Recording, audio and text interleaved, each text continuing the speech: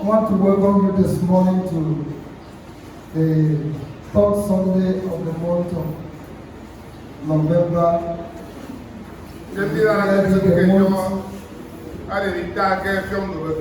Grateful hearts. Grateful hearts. Last Sunday we began a message of grateful people and great God. Grateful people and great God. And today we want to build on that message. Just join me to the book of Psalm 114. I read. When Israel went out of Egypt, the house of Jacob from a people of strange language, Judah became the sanctuary, and Israel his dominion. The sea saw it and fled. Jordan turned back. The mountains leaped like rams, the little hills like lambs. I will read to verse 5. What else you, O sea, you fled? O Jordan, what that you turned back? Amen. Amen. Father, we beg of you to bring life and strength upon your word. As the word goes forth, help us to think back and remember the wonderful things, the great things you have done for us in the past, and help us to trust you to do better even in this season and beyond this season. Do not allow us, Lord, to be ingrates. Help us to learn how to say thank you. Thank you, Lord, and have your way. In Jesus' mighty name we pray. Amen. The book of Psalm 100 verse 14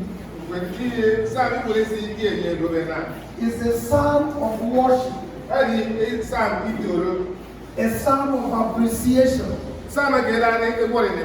The Israelites will always sing this psalm during a Passover. Whenever they are celebrating Passover,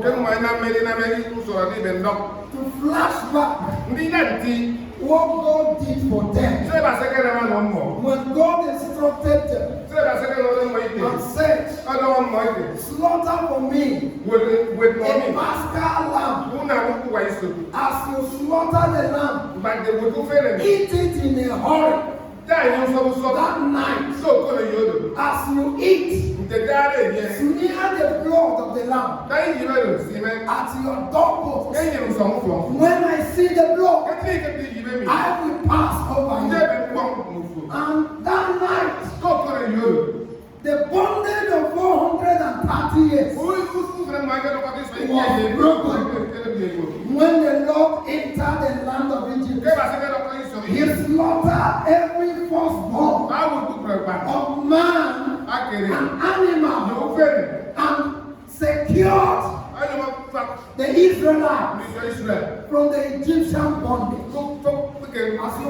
In appreciation, anytime they want to commemorate or celebrate the Passover, they read this first stanza psalm before God to say to him, thank you. A heart filled with gratitude will always ponder over the miraculous act of Yahweh toward his people. Israel, his treasured possession, and by extension, the redeemed, the people that we are redeemed from the four corners of the earth. At the point it looks like the Egyptian bondage has become something that cannot end. They were oppressed. They were manhandled. They were used by the enemy beyond their measure. But One day, when the Lord remembered Israel, he intercepted Moses right in the wilderness. And he showed Moses a light. Moses saw the tree burning, but the leaves were not consumed. He said, I want to go closer and witness this strange sight.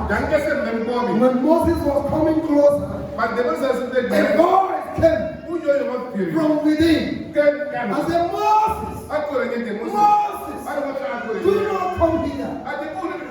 Remove your shoe. From where you are standing is the holy ground. And when Moses obeyed them, God now said, I have heard your cry. I have seen your agony. I have seen your pain. I am pained with your pain. I am concerned with your concern. Whatever is oppressing you is oppressing me. But I have come to break you forth, to liberate you from the shackle of the enemy. When God finally did what he planned, Israelites busted with this song. So when Israel went out of Egypt, the house of Jacob, from the people of strange language. And what happened? Jacob, Judah became his sanctuary, and Israel became his dominion. I want to talk of 4 things. One, the yoke of slavery is broken. Tell your neighbor the yoke of slavery is broken. Amen. It does not matter the duration of bondage. But when freedom comes, the joy of freedom will make you forget years of bondage. Just one night of divine visitation, one night of divine intervention, one night of God taking over the battle of his children. The 430 years of bondage came to an end. I come to announce to somebody this morning, I don't care to know how you have labored under that yoke of sickness, that yoke of bondage, that evil yoke, that yoke of sin. But this morning, God has determined to visit you for good. To visit you for good. And that yoke is breaking now. I hear the yoke broken. I hear the yoke broken. In the name of Jesus. Do you know why I am convinced? The yoke is broken. It is not man that promised you that yoke will be broken. When men promise you, man is limited in time and space. But God is unlimited. God is not bound with time and space. He is immortal. He is invisible. He is almighty. He is Yahweh, who tabernacles with his people. When he came to Egypt, he told Pharaoh, let my people go. Pharaoh said to Moses, who is the Lord that I will hear his voice and let the people go?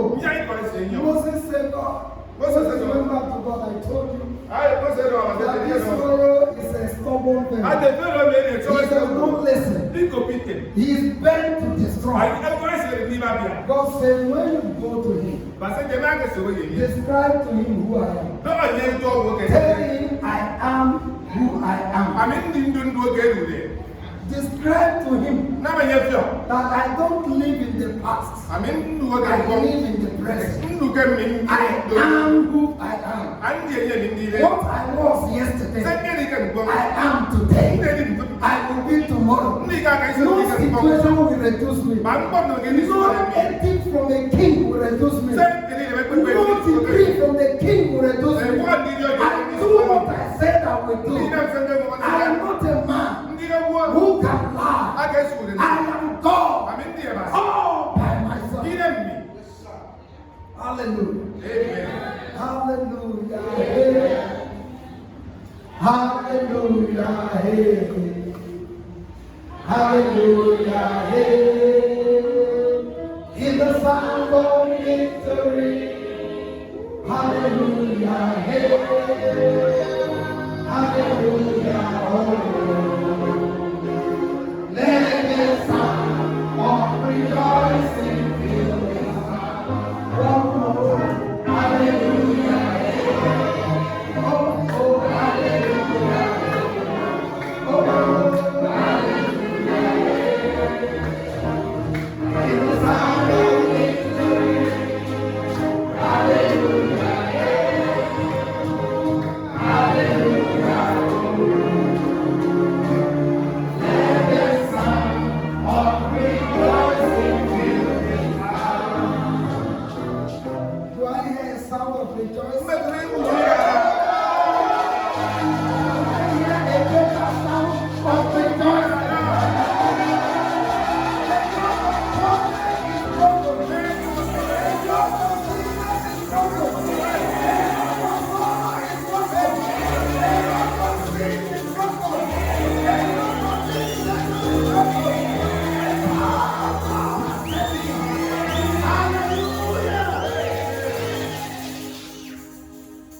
It is only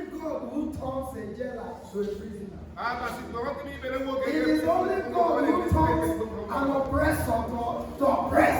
It is only God who can remove the victim or the prey in the mouth of a lion. Can somebody read for us? Isaiah 49, verse 24 to 26. Isaiah 59. The media, are you still with us? Or have you gone on sabbatical? Isaiah 49. If you are there, you can read for us. Isaiah 49, verse 24 says, shall the prey be taken from the mighty, or the captives of the righteous be delivered? Nor hear the word of God. Upon thus says the Lord, even the captives of the mighty shall be taken away, and the prey of the terrible shall be delivered. For I will contend with him who contends with you, and I will save your children.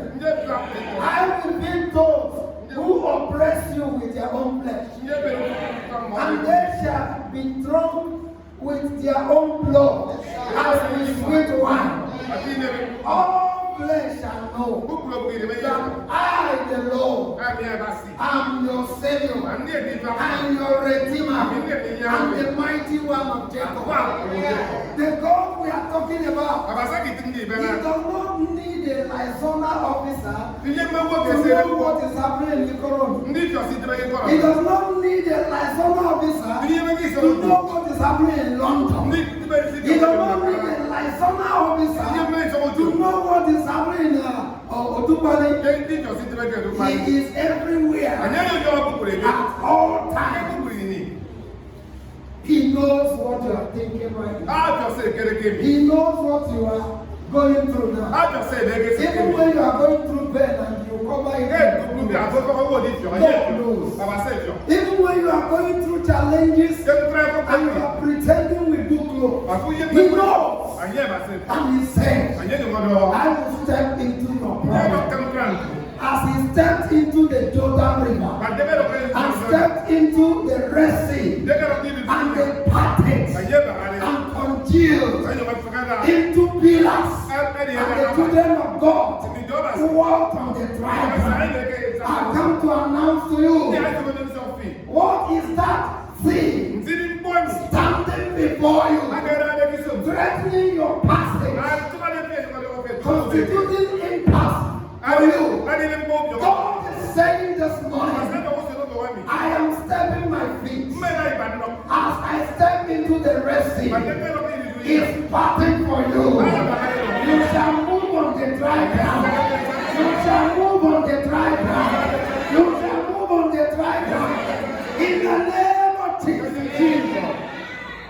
And when God stepped his feet, the Egyptians saw the Red Sea parting. And Israelites were moving. Every member, every Israelite entered the Red Sea. And the Lord allowed the enemy who were pursuing harder, all of them also entered. God allowed his children to pass. He covered the Red Sea. And when he covered the Red Sea, both the Egyptians and their chariots and their horses and their weapons all perished in the sea. And when Moses looked back, he saw the mighty hand of God. He said, sing unto the Lord, for he has triumphed gloriously. The horses and his riders he has thrown into the sea. I want to announce to you, every oppressor who is stubborn to release you will be buried in the sea. Will be buried in the sea. Every oppressor who denies you your glory into the land of Canaan, God is saying, an end has come to them. An end has come to them. He is the only one that has the capacity, the propensity to break chains. When you trust him, he does it through the power of the blood. In the Old Testament, he used the blood of animals. And in the New Testament, he used the blood of Jesus. The eternal blood. The blood that speaks better. More than the blood of Abel. When they call your name in their kingdom, the blood will appear. And say, touch not my anointed. And do my prophet no harm. When they appear before their witchcraft mirror, and they begin to conjure, when they mention your name, thunder will blast, and the mirror will break, and they will go blind. In the name of Jesus. Israelites, they are like prisoners without hope. But when the Lord appears, every form of hopelessness gave way to hopefulness. Every form of limitation gave home, and they became limitless. Every form of impossibility became possible. Tell your neighbor, all things are possible. Unto him who believes, believe the Lord, and he will establish. Hallelujah. Amen. The second thing I want you to know, Judah, God's sanctuary. Judah, God's sanctuary. No one becomes God's sanctuary who still romance with the devil. Did you hear what I said? No one becomes God's sanctuary who still romance with the devil, who still wine and dine with the devil. If you must be God's sanctuary, you must hate sin the way God hates sin. You must hate sin with absolute anger.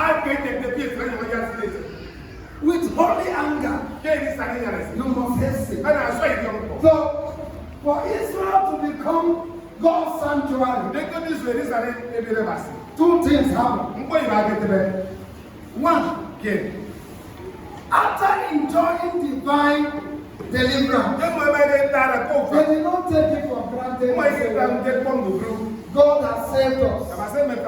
And then we can live in sin. The grace extended to us is now a liberty for us to live in sin. But they decided to be God's sanctuary. And do you know, when God delivers them, God is not like the devil. Who will say, if I give you a house, you will give me a plot.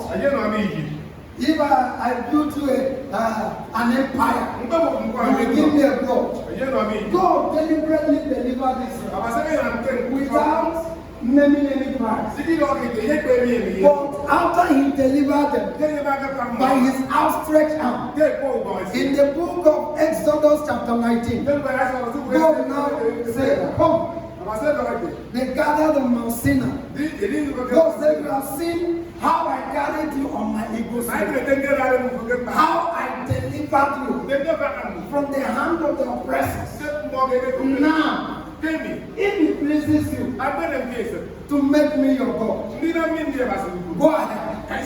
But if it does not please you, I don't have any problem with it. But you will dance the music. When God finished saying everything, he said to Moses, he now had a covenant with Israel and called Israel his treasured possession. And when God finished having this covenant, Israel said to Moses, all that the Lord says, all that the Lord says, we will do. And by their conversion, they become God's sanctuary. And the book of Romans chapter 10, verse 9 to 10, says, if you confess with your mouth that Jesus is Lord, and believe in your heart that God raised him from the dead, you will be saved. For with your mouth, salvation is, conversion is made unto salvation. And with your heart, you believe unto redemption. Have you confessed the Lordship of Jesus? I'm not talking about coming to church. Somebody can come to church and rose to the position of a pastor without being a Christian. Somebody can be a pastor, even be left and right reverend, and be a reverend doctor without being a Christian. Somebody can be a member of the choir without being a Christian. Somebody can be an instrumentalist without being a Christian. Somebody can even sing sensational and emotional songs without being a Christian. But what we are talking about is an encounter, a life transforming event. When Paul had this encounter, he could not hold it. He could not turn it to a black market. He said in the book of 2 Corinthians, chapter 5, verse 17, if any man be in Christ, he is a new creation. All things are passed away. Behold, all things have become new. He kept his testimony in the book of Galatians chapter 2, verse 20. Please can you help me project Galatians chapter 2, verse 20? Have you crucified with Christ? Are you there? Can we read together? Have you crucified with Christ? It is no longer I who live, but Christ lives in me. And the life which I now live in the flesh, I live by faith in the Son of God, who loved me and gave himself for me. Ask your neighbor what you did this morning. Who informed it? Who initiated it? Who? Jesus. If you fought this morning, now Jesus informed it. If you curse somebody this morning, now Jesus make you curse the person. Hallelujah. Two women were are fighting on Sunday morning, we are fighting and quarreling. All of a sudden, the other one looked at time. It's almost on the school time. I will stop this quarrel now. When I come back, we'll start the second edition. The second version. He just put the quarrel on hold. Came to church. Sat like an angel. Manifested the light like an angel. Whereas he's not an angel. At the end of the service, the battle started again. Who is fooling who? Can Jesus live in a man's life and sin will be controlling the man? God forbid. When he comes into a life, he transforms you from darkness into light. He changes you from sin into righteousness. He changes you from being somebody that people are afraid of, a persecutor to a preacher.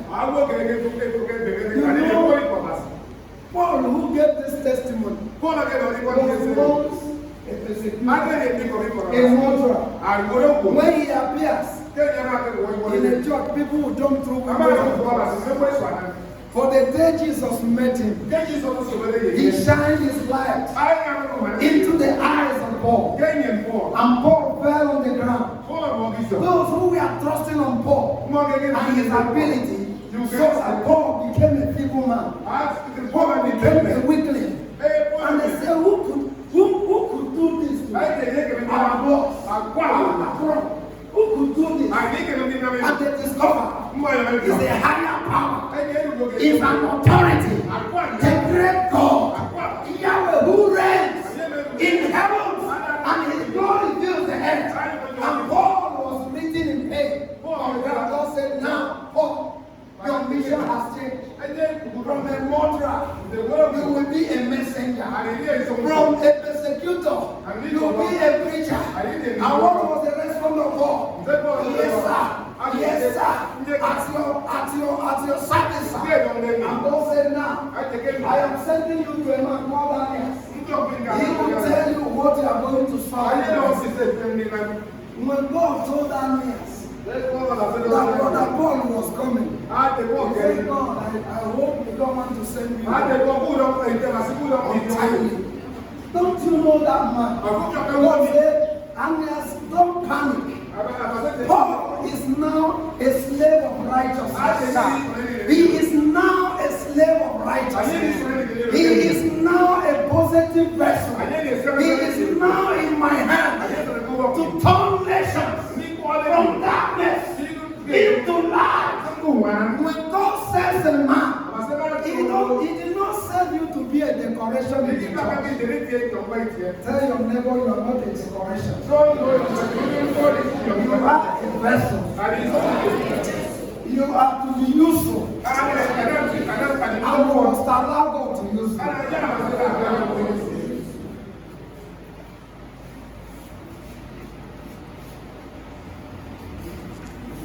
When you become God's sanctuary, God takes over your battle. When you become God's sanctuary, whatever responds to God responds to you. When you become God's sanctuary, God's miracle and blessings will be friendly to you. Let's go back to that Psalm 114.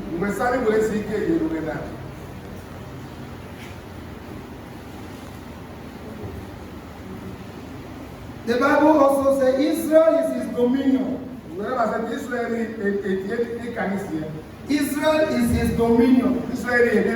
Another word for dominion is power. And when you look at the word power in the Greek usage, it is called dunamis.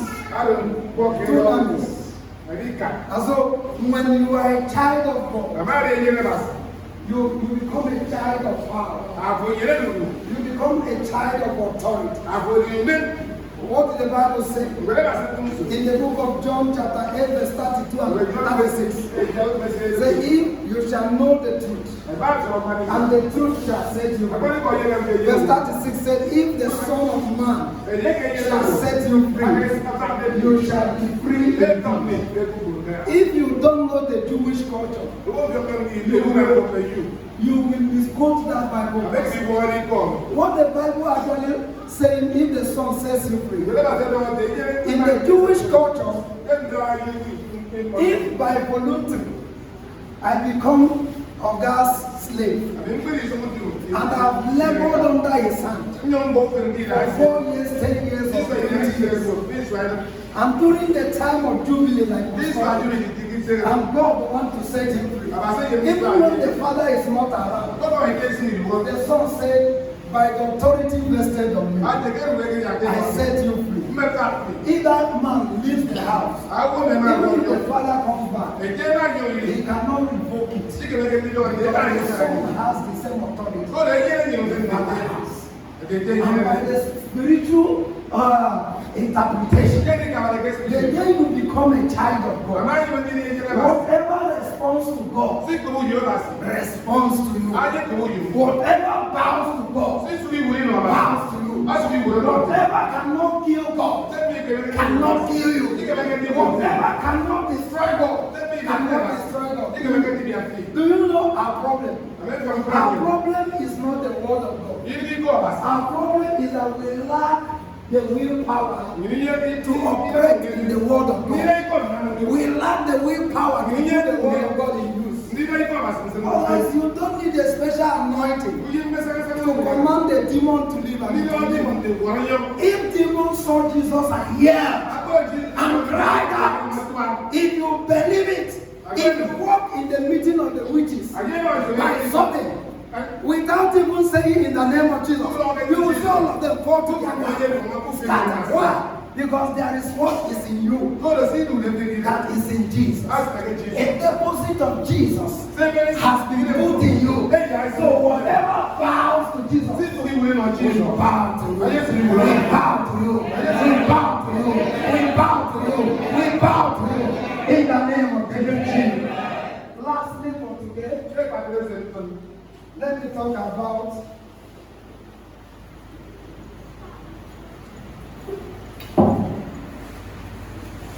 God's act of wonders. God's act of wonders.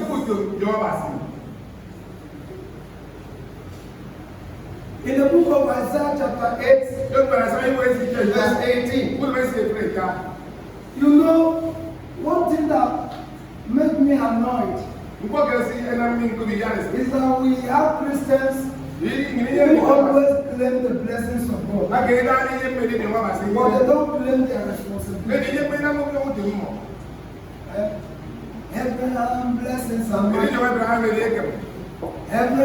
blessings and I am blessed in the morning and the afternoon. Abraham blessings and we claim the blessings every moment of the day. But when there is responsibility, go ye therefore and make the disciples of all nations. You now say it's for pastors, it's for apostles, it's for evangelists. But the blessings of Abraham are not meant for the apostles. If you must walk in wonders, walk in miracles, you must take up your responsibility in the Lord and do it like the work of your father. For Isaiah said in Isaiah chapter 8 verse 18, can we read it together? Here am I and the children whom the Lord has given me. We are for signs and wonders in Israel from the Lord of hosts who dwells. When God says you are for signs and wonders, it is not only for miracles. It's actually saying when you walk in the midst of the darkness, I'm talking about unbelievers now, you will shine your light and they will see the light and they will fall behind. When you come to a confused part, we are like the situation where we are in now. It is like the situation in Samaria. Why Israelites were eating their children? It looks like there was no hope. But a man with a light, Elisha, the prophet of God, said by this time tomorrow, a cup of garri that is 100 naira will be sold for 1 naira. The economic officer says, the minister for what? What do we call it? The minister for what? Humanitarian. For whether Greek or economy or whatever. When we were reading economics, here we are. How can you just think about a transformation from 100 naira to 1 naira within 24 hours? If you know how to tell lies, go and tell it to those that are ignorant. You know for us who are wise. But let me announce to you, the wisdom of men are foolishness before God. He was busy giving his economic advice. Elijah was busy providing solution, spiritually and physically. And Elijah said, you will not only hear the sound of this abundance, you will also witness it. But your mouth will talk. That one will be the problem. I will see dollars they flow in my presence. I will see people carry them. Me, I know carry. I see food. Everybody they eat. Me, I know go eat. For God. A day is like 1,000 years before God. 1,000 years before God is like a day. The book of Romans chapter 4 verse 17. Paul says something that touched me. He said we are before God. Who called those things that be not? As though they were and they come to reality. Child of God. What raw material did God use in creating heaven? Tell me the raw material. What is his raw material? His active word. What did he use to create everything we are doing? Has his word changed? Has his word changed? If you believe in his word, if you trust in the power of his word, he can transform you. He can change your story. I hear a story of somebody's destiny. Changing for better. Changing for better. Changing for better. Changing for better. In the name of Jesus. Those who mocked you, who said you will amount to nothing, we come to say congratulations. They will see what the Lord has done. They will see what the Lord has done. See what the Lord has done. Can you see what the Lord has done?